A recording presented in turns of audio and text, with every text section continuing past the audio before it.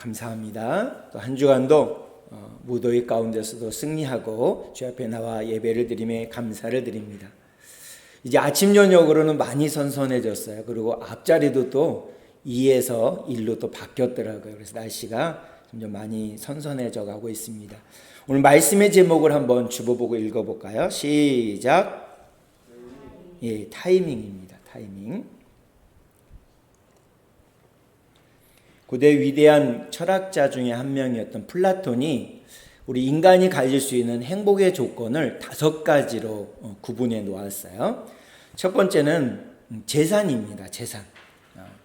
먹고 사는 수준에서 조금 모자란 듯한 재산. 그 재산을 얘기했고요. 두 번째로는 이제 외모인데 다른 사람들이 칭찬하기에는 약간 부족하다라고 느낄 정도의 외모입니다. 두 번째가 외모.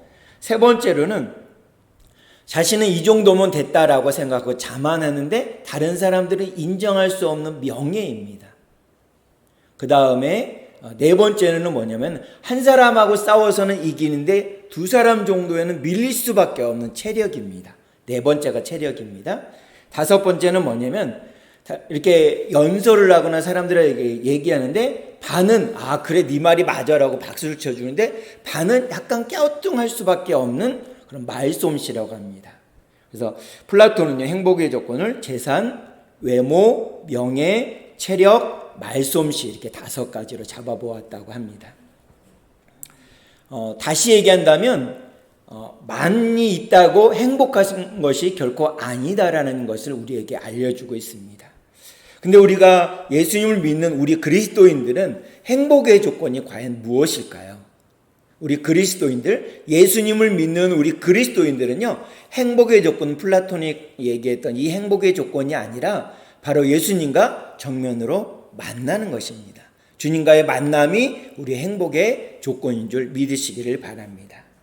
오늘 본문인 요한복음 4장에 보게 되면 한 여인이 예수님을 만나는 사건이 벌어져요. 너무나도 위대한 사건이고요. 너무나도 중요한 사건입니다. 유대인들에게 사람 취급도 받지 않는 사마리아인입니다. 그리고 또 사람들의 눈치를 살피며 사람들이 다니지 않는 시간에 나가서 물을 기를 수밖에 없는, 사람들이 손가락질을 받을 수밖에 없는 이런 연약함이 갖고 있는 사마리아 여인입니다. 이 여인이 예수님을 만나서 그의 인생이 뒤바뀌어지는 놀라운 일이 벌어지게 됩니다. 우리가 살다 보면 하루하루가 참 그날 같은 날들이 있어요. 뭔가 내게 특별한 일이 있으면 좋겠다라고 소원하는 그런 날들이 있습니다. 그런 날들에 있어서 우리는 주님의 은혜로 우리의 삶이 변화되어지고 새롭게 되어지려면 어떻게 해야 되느냐? 첫 번째로 하나님의 타이밍이 있음을 우리는 믿어야 됩니다. 오늘 본문 말씀인 요한복음 4장 6절의 말씀을 한번 같이 읽어보도록 하겠습니다. 4장 6절 개역 개정판을 읽어보겠습니다. 시작. 거기 또 야곱의 운물이 있더라. 예수께서 길 가시다가 피곤하여 운물 곁에 그대로 앉으시니 때가 6시쯤 되었더라. 아멘. 인생에는 우리가 들어보았을 때 때가 있다라는 얘기를 많이 듣습니다. 인생에는 타이밍이 굉장히 중요해요. 예를 들면 사업을 하면 투자를 해야 될 타이밍을 정확히 읽어내지 못하면 사업이 어려워질 수도 있습니다. 우리 인생도 마찬가지죠. 지금쯤이면 뭔가를 내가 나 스스로에게 투자를 해야 되겠다라고 생각하는 때가 있습니다. 건강을 위해서 아니면 치료를 받아야 되고 아니면 공부를 해야 된다거나 뭐 이런 때가 있습니다. 밭을 좀 더 사야 될 때가 있다. 이런 때가 인생에게서는 다 때가 있습니다. 마찬가지로 하나님을 믿는 그리스도인들에게는 하나님의 타이밍, 하나님의 때가 반드시 온다라는 것입니다. 그 온다라는 사실을 우리가 믿고 주 앞에 기도하면 주님께서 우리에게 많은 것들을 이루어주실 때가 반드시 옵니다. 어떨 때는 그 때가 그냥 지나가 버리는 것처럼 여겨질 때도 있어요. 그 타이밍이 나에게서는 멀어질 때가 있는 것처럼 여겨질 때도 있습니다. 그러나 그 시간, 그 때, 그 타이밍은 반드시 내게 온다라는 믿음을 가지고 우리는 기도하면서 기다리면 된다라는 것입니다. 그렇다면 내게 다가오는 여러 가지 어려움들을 그 소망, 주님의 타이밍이 반드시 내게 있을 거야라는 소망을 가지고 살다 보면 내게 다가오는 어려움과 고난들을 이겨낼 수 있는, 그때그때 이겨낼 수 있는 힘을 주시는 주님을 의지하면서 소망을 품고 살아가는 행복한 사람이 될 수 있다라는 것입니다. 오늘 본문에 나오는 이 사마리아 지역 수가성의 한 여인을 주님께서는 등장시켜 주십니다. 한번 사진을 한 장 볼게요. 한 장 옆으로 한번 넘겨주세요. 전으로. 하나 더 넘겨주세요. 예. 여기 보게 되면 수가성이 어디 있냐면 맨 위에는 갈릴리라는 지역이 있잖아요. 빨간 지역, 빨간 글씨로 지역입니다. 갈릴리. 중간에가 사마리아, 맨 밑에가 뭐가 있죠? 유대가 있습니다. 유대. 사마리아가 가운데 있습니다. 사마리아 지역에 가나라는 지역이 있습니다. 나사렛은 예수님이 태어나셨던 지역이잖아요. 거기 나사렛입니다. 그래서 예수님은 나사렛 사람 예수 그리스도 이렇게 되잖아요. 그래서 나사렛이 있고 가나가 있습니다. 그래서 가나가 있고요. 그 다음에 좀 밑에 보면 뭐가 있죠? 예, 수가가 있죠. 수가라는 지역이 있습니다. 가나가 있고 나사렛이 있고 수가라는 지역이 있습니다. 그 밑에는 또 예루살렘이 있고 베들레헴이 있습니다. 이 수가성에 예수님이 찾아오세요. 그리고 수가성에서 이 한 여인을 예수님께서 만나 주십니다. 근데 중요한 거는 그 때를 우리가 주목해야 됩니다. 그 때가 언제냐면 요한복음 4장 6절에 보니까 때가 6시쯤 되었다 이렇게 되어 있습니다. 6시쯤 되었다. 그러면 여기에다가 이 성경에 나오는 숫자들에다가 시간, 특별히 시간에 6을 더하면 우리가 지금 사용하는 시간이 됩니다. 쉬운 말 성경에 보니까 12시쯤 되었다 이렇게 되어 있잖아요. 낮 12시 무렵이었다 이렇게 되어 있잖아요. 근데 개역개정판을 보니까 때가 6시쯤 되었다. 이거는 낮 12시. 낮 12시는 어떻습니까? 굉장히 더운 시간이잖아요. 지금도 우리가 12시부터 한 4시까지는 한 5시간 정도는 굉장히 더운 시간입니다. 그래서 아직도 아침 저녁으로는 약간 선선해졌지만 낮에는 30도를 육박하는 이렇게 더운 날씨입니다. 근데 예수님이 살았던 이 팔레스타인 지역, 넓게는 중동 지역은요, 이 낮 시간에는 아무 일도 하지 않습니다. 상점들도 다 문을 닫고요, 관공서도 다 문을 닫습니다. 이 시간에는 다 낮잠을 자는 시간이에요. 아무도 나다니지 않습니다. 너무나 뜨겁기 때문에. 근데 이 아무도 돌아다니지 않는 이 시간에 이 수가성의 여인은 어떻게 했냐면 뭐를 뜨러 갔냐? 물을 뜨러 갔습니다. 물을 뜨러 갔어요. 물을 뜨러 갔습니다. 이 피치 못할 사정이 있는 것 같아요. 무슨 사정인지 차차 우리가 알아볼 텐데 누구도 다니지 않는, 사람들에게 눈을 띄면 안 되는 이런 연약함이 있는 여인이었습니다. 아무도 다니지 않는 낮 시간에, 너무나 뜨거운 시간에 물을 기르러 가지 않으면 안 되는 여인의 사정이 있습니다. 그런 안타까운 환경에 놓여 있습니다. 근데 이 시간에 예수님은 우물가에서 그 여인을 기다리고 있었습니다.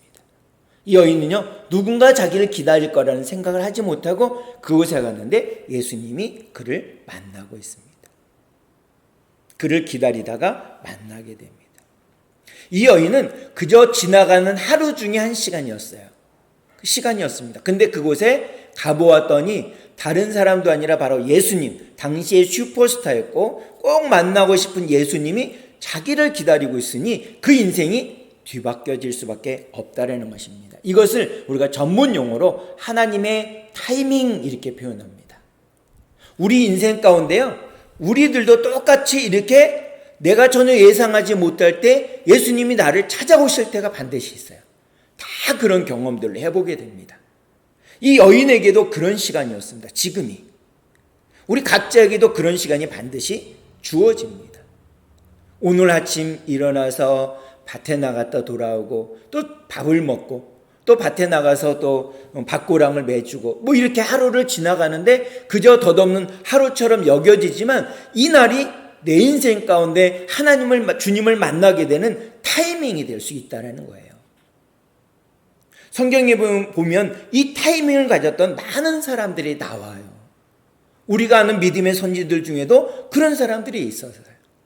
대표적으로 어거스틴을 들 수가 있습니다. 이 사람은 매일 아침에 일어나서, 아침 일찍도 아니고요, 해가 중천에 떴을 때 일어나서 불량스러운 친구들과 모여서 하루 종일 술을 마십니다. 밤이 될 때까지. 그렇게 하루를 마감하던 어거스틴에게 예수님은 이른 아침에 일어났던, 그날따라 이른 아침에 일어났던 어거스틴을 예수님이 정면으로 만나주셔서 하나님의 사람으로 변화되어진 모습을 우리가 많이 보지 않았습니까? 바로 이렇게 인생 가운데 나의 계산과는 상관없이 갑자기 다가오는 하나님의 타이밍이 반드시 있다라는 것입니다. 그럼 우리가 덧없이 하루하루를 지내는 것처럼 여겨지는 그 날들 중에 우리는 무엇을 해야 되느냐? 하나님의 타이밍이 내게 임하도록 우리는 무엇을 해야 되냐면 기도하면서 기다리는 것입니다. 그러면 언젠가 갑자기 내 인생 가운데 훅 하고 예수님이 들어오셔서 주님의 타이밍으로 잡아주신다라는 것입니다. 그런 경험을 저도 했어요. 제가 이제 대학을 마치고 대학 4학년 때 신대원에 가서 신학 공부를 해서 목사가 돼야 되겠냐 아니면 다른 일을 해야 되겠냐 고민이 많을 때가 있었어요. 근데 이렇게 여름이 지나고 가을을 맞이할 시점쯤에 교회 자매가 결혼을 했어요. 그래서 이제 우리가 청년들이 가서 축가를 불러주려고 그 결혼식장에 갔어요. 그래서 결혼식장에 저도 이렇게 들어갔습니다. 시간 맞춰서 가서 들어가서 이렇게 결혼식장에 이렇게 앉는데 어떤 분이 앞에서부터 뚜벅뚜벅 걸어오는 거예요. 그래서 저는 지나가시나 보다 그러고서 이제 제 자리에 앉아서 이렇게 있었어요. 근데 그분이 제 앞에 오더니 저한테 뭐라 하냐면 형제님 이렇게 불러요. 그래서 저는 모르는 분이 저를 부르니까 제가 이렇게 쳐다봤어요. 그랬더니 그분이 뭐라냐면 형제님은 신학을 공부해서 반드시 목사님이 되셔야 됩니다 라고 얘기하시는 거예요. 그래서 저는 저한테 얘기하지 않은 줄 알고 이렇게 들여본댔어요. 그랬더니 형제님한테 얘기하는 겁니다. 그리고 똑같은 얘기를 또 한 번 하세요. 그래서 제가 물어봤어요. 혹시 저를 아십니까? 그랬더니 모른대요. 오늘 처음 봤대요. 근데 저한테 어떻게 그런 얘기를 하세요? 그랬더니 제가 들어올 때 저를 계속 예의주시했다라는 거예요. 이렇게 쳐다봤대요. 근데 제가 이렇게 앉는 걸 보고서 그래 앉으셨나 보다 이렇게 생각했는데 성령님이 그분 마음 가운데 가서 이 이야기를 해주어라. 신학 공부를 해서 반드시 목사가 되어라 라고 얘기해 주라는 거예요. 그래서 저도 너무 황당하잖아요. 어떻게 그럴 수 있을까? 내가 지금 한창 고민하고 있을 때 어떻게 할지 갈팡질팡할 때 주님은 저에게 분명히 말씀해 주신 겁니다. 그분이 알고 보니까요, 신부되는 우리 교회 청년이었는데 신부되는 사촌 오빠셨는데 성결교 목사님이셨어요. 그래서 그분이 저에게 와서 주님의 말씀을 전해준 것입니다. 그 외에도 그런 경험을 몇 번을 했습니다. 그래서 제가 이 길이 나의 길이 맞구나 라고 생각해서 지금까지 와서 여러분을 만나게 된 겁니다. 이게 극적인 하나님의 타이밍이에요. 극적인 하나님의 타이밍에 주님을 제가 만나지 않았다면 지금 이 자리에 앉아서 여러분들에게 설교할 수 없었고 여러분들을 만날 수도 없었을 것입니다. 이런 경험을 저만 한 것이 아니라 우리 모두가 다 한다라는 것입니다. 내가 그것을 하나님의 타이밍으로 받아들이면, 그것을 믿는다면 그것이 하나님의 타이밍이에요. 우리를 구원하시기 위한 하나님의 타이밍은 우리의 수많은 날들 중에 반드시 존재한다는 사실을 믿으시기를 바랍니다. 다음으로 주님의 은혜로 우리가 우리의 인생 가운데 진정한 변화가 있기 위해서는 무엇이냐면 바로 예수님이 그리스도이심을 고백하며 믿어야 된다는 사실인 것입니다. 오늘 본문에 보게 되니까요, 이 사마리아 여인이 나와요. 이 여인이 주님 앞에 나오게 됩니다. 주님이 계신 그곳으로 나오게 됐어요. 주님이 계신지 모르지만. 우리 인생에는요, 만남이 정말 중요합니다. 그리스도인의 행복의 최적의 조건은 뭐냐면 예수님을 만나는 것입니다. 이것이 우리 행복의 시작이며 마지막 종착역이라는 것입니다. 예수님을 만난다는 것은 무엇이냐? 예수님이 그리스도이심을 고백하는 것입니다. 우리가 예수님을 만난다는 것은 예수님이 그리스도이십니다. 나의 구세주이십니다. 나의 하나님이십니다. 라고 고백하는 것을 의미하는 것입니다. 사마리아 여인이 예수님을 만나게 됩니다.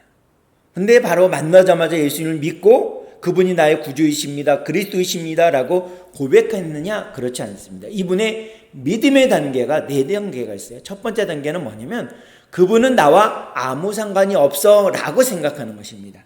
우리 요한복음 4장 9절의 말씀을 제가 읽어드리겠습니다. 개역개정판으로 읽어드릴게요. 사마리아 여자가 이르되 당신은 유대인으로서 어찌하여 사마리아 여자인 나에게 물을 달라 하나이까 하니 이는 유대인이 사마리아인과 상종하지 아니함이로라. 아멘. 사마리아 여자가 이르되 당신은 유대인으로서 어찌하여 사마리아 여자인 나에게 물을 달라 하나이까 이렇게 얘기해요.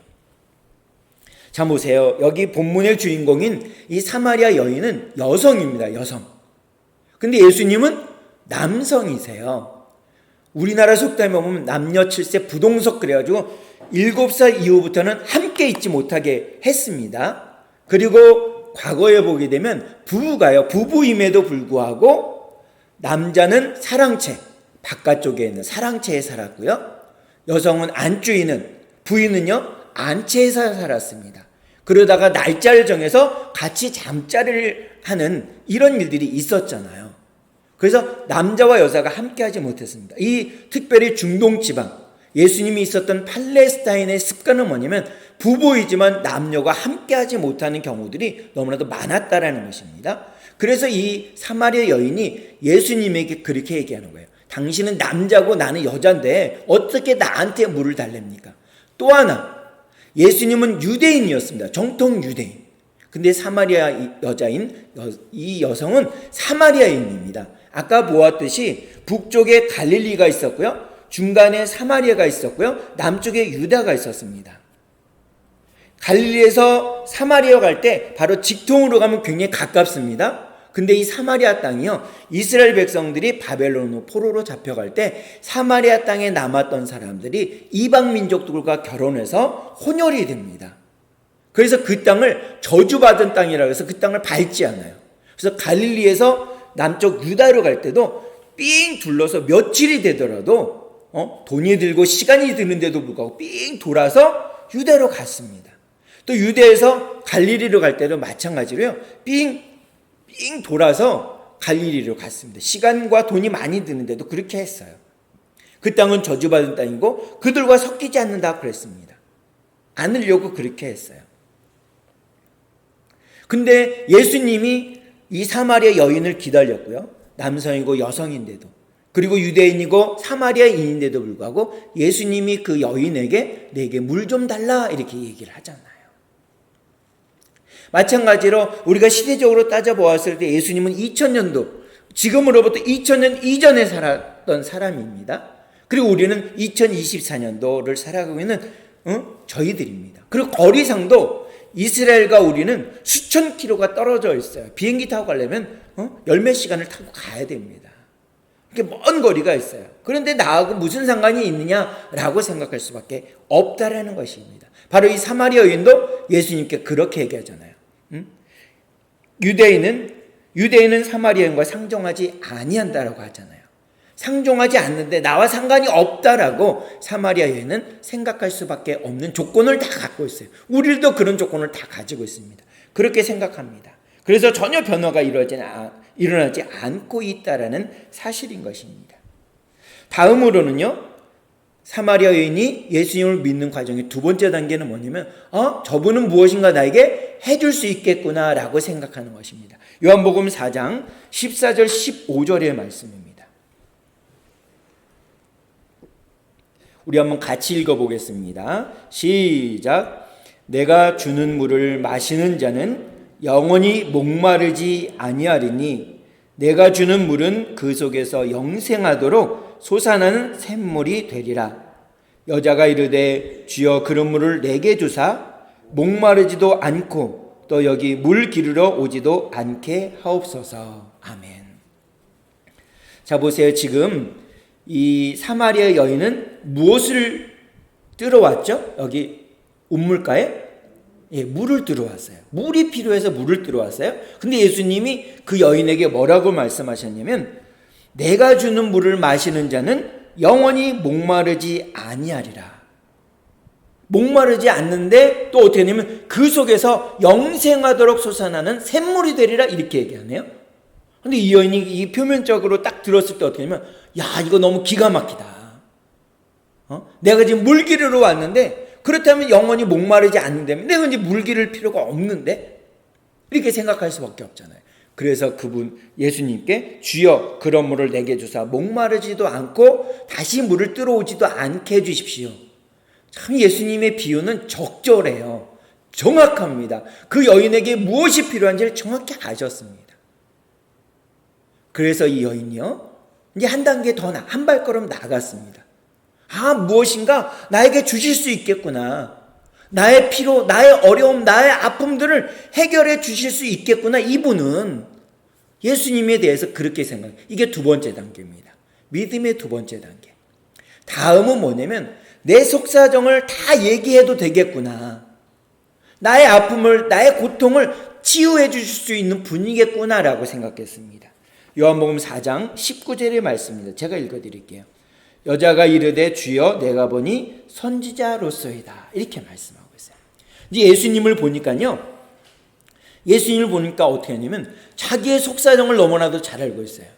예수님이 이 사마리 여인과 대화할 때 내 남편을 데리고 와라 이렇게 얘기했더니 나는 남편이 없습니다 이렇게 얘기를 해요. 현재 남편과 사는데도 불구하고 맞다. 너 이전에 5명의 남편이 있었지만 지금도 내 남편이 아니구나. 5명의 남편을 갈아도 바꿔도 이 여인에게는 이 사마리아 여인에게는요 갈증이 해결이 안 되는 거예요. 누구에게도 얘기할 수 없는 이 아킬레스건이에요. 치부예요. 보이고 싶지 않은 겁니다.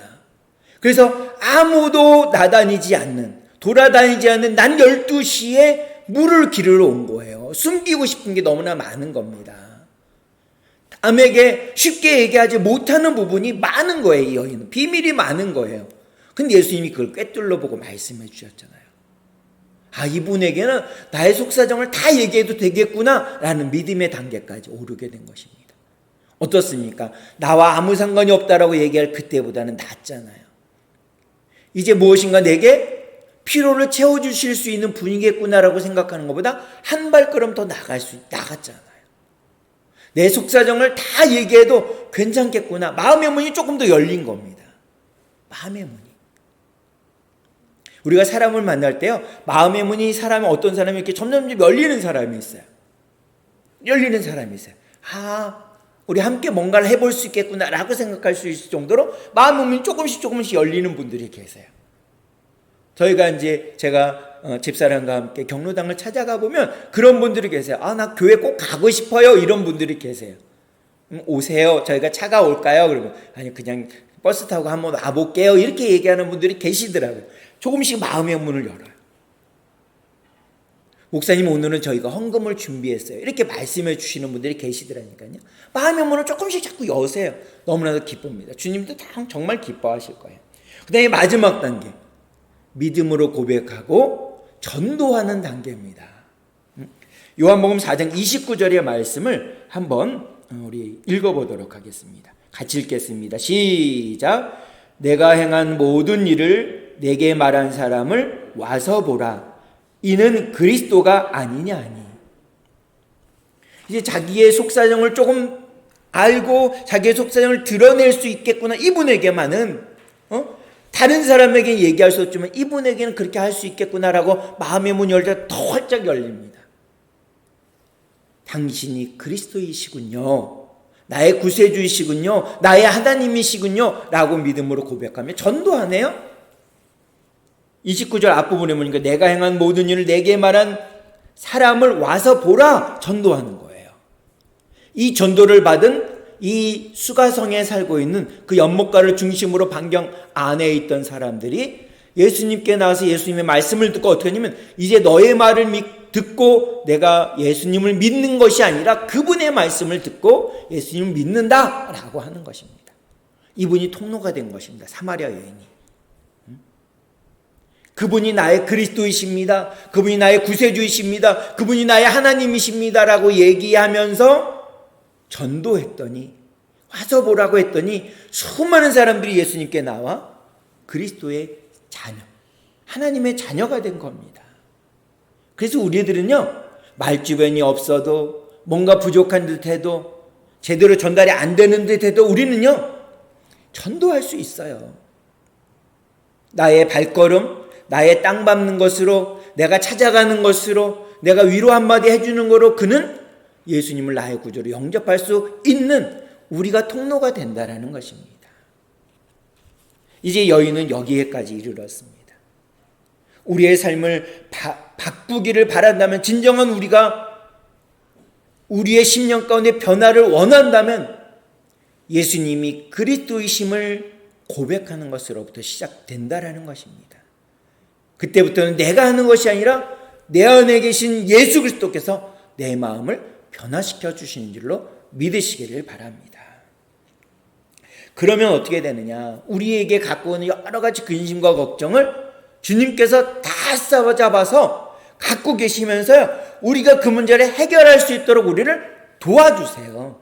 이전까지는 그래, 너 혼자 한번 잘해봐, 이렇게 하셨다가, 아 그래? 너가 그런 어려움이 있구나, 내가 가서 도와줘야지, 팔을 걷어붙이고서 우리를 도와주시려고, 우리를 찾아오시고 우리를 향해서 일하시기 시작하신다라는 것입니다. 그래서 우리는요, 우리의 필요를 가지고 주님 앞에 나와서 기도하는 거예요. 그 기도가 이루어질 때까지 우리의 자녀들의 구원을 위해서, 나의 건강을 위해서, 우리 가정의 가문의 형제들과 자매들을 위해서, 우리 친척들을 위해서, 그들의 구원을 위해서 우리는 끊임없이 기도하는 겁니다. 그러면 그 기도로 주님은 일하세요.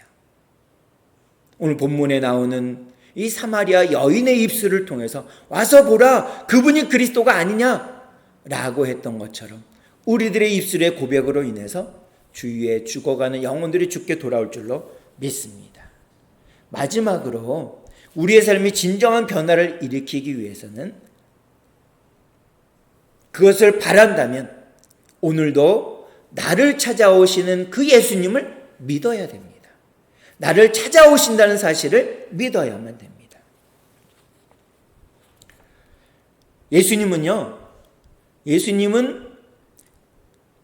이 수가성, 사마리아 지역의 수가성으로 가셨어요. 왜 가셨을까요?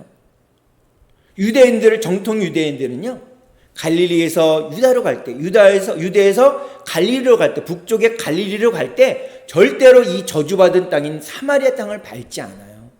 근데 예수님은 그 사실을 알지만 갈릴리에서 유대로 가실 때 이 땅을 지나갔어요. 요한복음 4장 4절에 보니까 이렇게 기록하고 있습니다. 제가 읽어드릴게요. 사마리아를 통과하여야 하겠는지라. 쉬운 말 성경에 보니까 뭐라냐면, 갈릴리로 가려면, 북쪽으로 가는 겁니다. 유대에서 갈릴리로 가는 겁니다. 갈릴리로 가려면 사마리아 지방을 지나가야 했다. 아멘. 예수님은 그렇게 통과해서 가는 겁니다. 직진해서. 왜 그러셨을까요? 왜? 아무도 그 직선 코스, 비용과 시간이 절약되는 그 직선 코스를 가지 않는데, 사마리아 땅을 밟지 않는데, 예수님은 유대에서 갈릴리로 가실 때 이 사마리아 땅을 지나갔어요. 그것도 수가성을 지나갔습니다. 수가성에서 지쳐서 수가성의 우물에 앉아 계셨습니다. 왜 그러셨을까요? 이유는 딱 한 가지. 낮 12시에 아무도 돌아다니지 않는 낮 12시에, 뜨거운 낮 12시에 우물가에 와서 물을 기를 수밖에 없는 너무나도 큰 상처와 아픔을 갖고 있고 남에게 얘기하지 못하는 비밀을 갖고 있는 그 여인, 오늘 본문에는 이름도 나오지 않습니다. 무명의 사마리아 여인을 만나기 위해 예수님은 그곳에 가셨다는 사실일 것입니다. 내가 지쳐있고 내가 낭망하고 절망에 있을 때 예수님은 우리에게 다가오세요.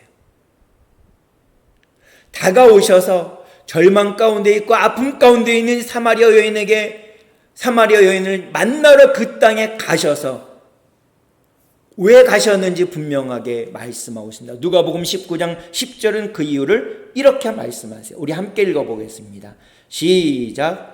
인자가 온 것은 잃어버린 자를 찾아 구원하려 함이니라. 아멘. 예수님은요, 오늘 본문에서 마음 둘 곳 없고 마음을 나눌 길 없고 나눌 사람도 없고 그 마을에서 왕따고 손가락질 당하는 이 사마리아 여인, 아무도 돌아다니지 않는 이 뜨거운 시간에 우물가에서 물을 뜰 수밖에 없는 이 여인을 찾아오신 이유가 뭐냐? 그 영혼을 구원하시기 위해. 사람들부터 왕따 당했던 삭개오에게 찾아가신 이유가 무엇입니까? 아무도 찾아봐주지 않고 손가락질하는 욕을 하는 삭개오에게 찾아가신 이유는 그 영혼을 구원하시기 위해, 인자가 온 것은 잃어버린 자를 찾아 구원하려 오셨다라고 말씀하셨어요. 직접 찾아가셔서 이 사마리아 여인에게, 삭개오에게 이렇게 말씀해 주셨다는 것입니다. 또 아무도 돌아보지 않은 깜깜한 밤에 예수님에게 가서 인생의 문제를, 인생의 아픔을 상담했던 니고데모에게 요한복음 3장 16절에서 이렇게 말씀하세요. 제가 읽어드리겠습니다. 하나님이 세상을 이처럼 사랑하사 독생자를 주셨으니 이는 그를 믿는 자마다 멸망하지 않고 영생을 얻게 하려 하심이라. 아멘. 낮 시간에 예수님을 찾아올 수 없는 고위 관직을 갖고 있는 니고데모, 유대 공회원이었던 니고데모가 낮에 가면 출교를 당하고 낮에 가면 사람들한테 손가락질 당할까 봐 두려워하는 니고데모, 그래서 밤에 찾아오신 예수님에게 밤에 찾아오신 니고데모에게 예수님은 이렇게 말씀하시잖아요. 하나님이 세상을 이처럼 사랑하사 독생자를 주셨으니 이는 그를 믿는 자마다 멸망하지 않고 영생을 얻게 하려 하심이라. 이 사실을 내가 믿느냐? 라고 니고데모에게 말씀하세요. 또 친오빠가 죽은 것으로 슬퍼하고 있는 마르다에게 예수님은 찾아가셔서 이렇게 말씀하십니다. 요한복음 11장 25절입니다. 우리 같이 읽어보겠습니다. 시작. 예수께서 이르시되 나는 부활이요 생명이니 나를 믿는 자는 죽어도 살겠고. 아멘. 어려움 가운데 있는 마르다에게 예수님은 찾아가셔서 나는 부활이요 생명이니 나를 믿는 자는 죽어도 살겠다라고 말씀하고 계세요. 그러면 예수님은 우리가 좋을 때만 예수님이 찾아오시나요? 아닙니다.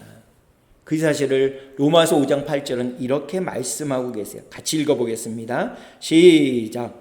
우리가 아직 죄인 되었을 때에 그리스도께서 우리를 위하여 죽으심으로 하나님께서 우리에 대한 자기의 사랑을 확증하셨느니라. 아멘. 여기 보면요, 로마서 5장 8절 앞부분에 보니까 아직 죄인 되었을 때 이렇게 표현하세요. 근데 그 유진 피터슨 목사님이 쓰신 메시지 성경에 보면 이 부분을 어떻게 적어놨냐면, 아무 쓸모가 없을 때, 우리가 아무 쓸모가 없을 때 누가 찾아오시냐면 그리스도이신 예수님이 우리에게 찾아오신다는 것입니다. 세상에 더 이상 쓸모가 없고 더 이상 세상 사람들이 나를 찾아주지 않는 그때, 나는 외롭고 쓸쓸하고 너무나도 힘들고 어려울 때 예수님께서 어떻게 하냐면 찾아오사. 그리스도이신 그분이, 하늘의 아들이시고 하나님이신 그분이 내게 찾아오사. 그리스도께서 우리를 위하여 죽으심으로 하나님께서 우리에 대한 자기의 사랑을 확증하셨다라고 분명히 우리에게 말씀하고 있다는 것입니다. 하나님의 사랑을 보여주시기 위해 아무 쓸모가 없는 내게 찾아오사 우리에게 하나님의 사랑을 보여주고 계시잖아요. 아무도 찾아봐 주지 않고 손가락질하고 비아냥거릴 수밖에 없는 환경을 갖고 있는 사마리아 여인에게 예수님은 찾아오셔서 그를 만나주십니다. 그리고 그에게 위로 주시고 세임 주십니다. 그래서 그를 전도자로 만드셔서 죄의 복음을 전하게 하는 놀라운 일이 있다라는 것입니다. 사랑하는 성도 여러분, 주님은 내가 힘들고 어려울 때 찾아오세요. 예수님 우리를 찾아오십니다. 찾아오신 예수님을 우리는 믿고 나아가는 것입니다. 그리고 나를 찾아오시고 기가 막힌 하나님의 타이밍에서 나를 만나실 주님 앞에 날마다 기도하며 나아가면, 우리의 힘들고 어려운 문제들을 주님 앞에 내어놓으면 주님은 그것을 해결할 수 있는 도림을 우리에게 주신다는 사실을 믿으시기를 바랍니다. 결론을 맺겠습니다. 이 자리에 계신 저와 여러분들에게는 반드시 하나님의 타이밍이 있습니다. 그 사실을 믿으시기를 바랍니다. 그 하나님이 내게 찾아오시는, 그리스도이신 예수님이 내게 찾아오시는 타이밍을 기다릴 때 우리는 무엇을 해야 되냐? 기도하는 것입니다. 그래서 그분이 나의 구주, 나의 하나님, 나의 그리스도이심을 믿고 고백하며 기도하는 것입니다.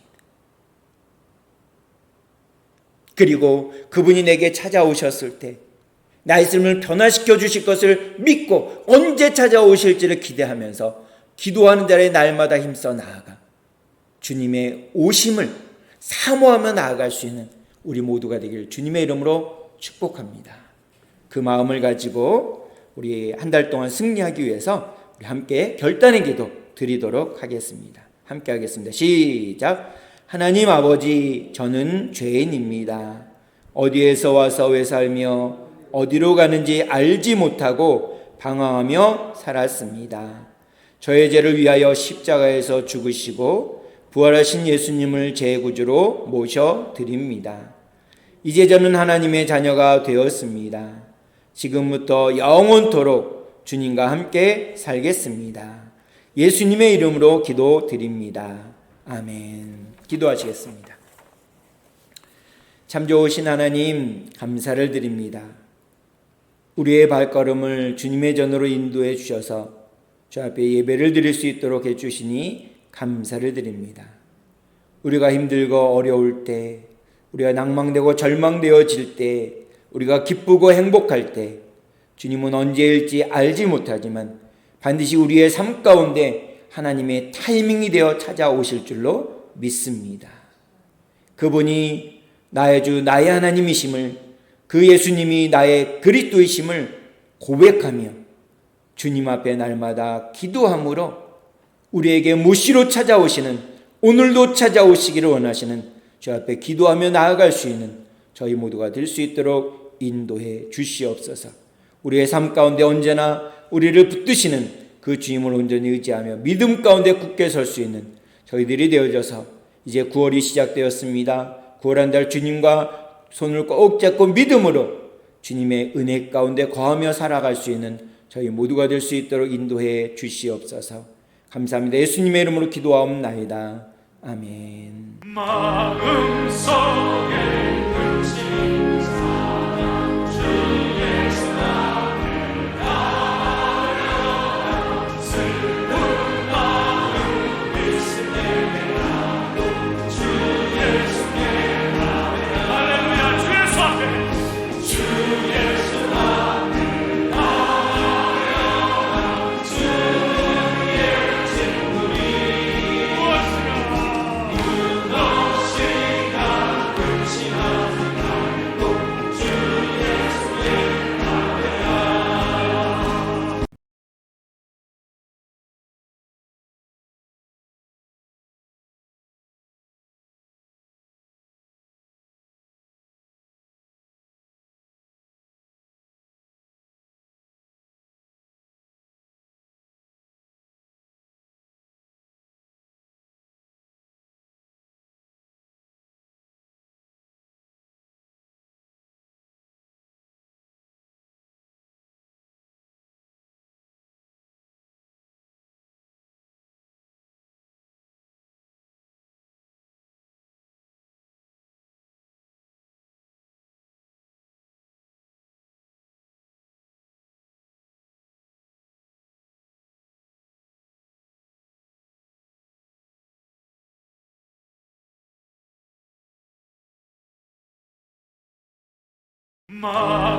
마음속에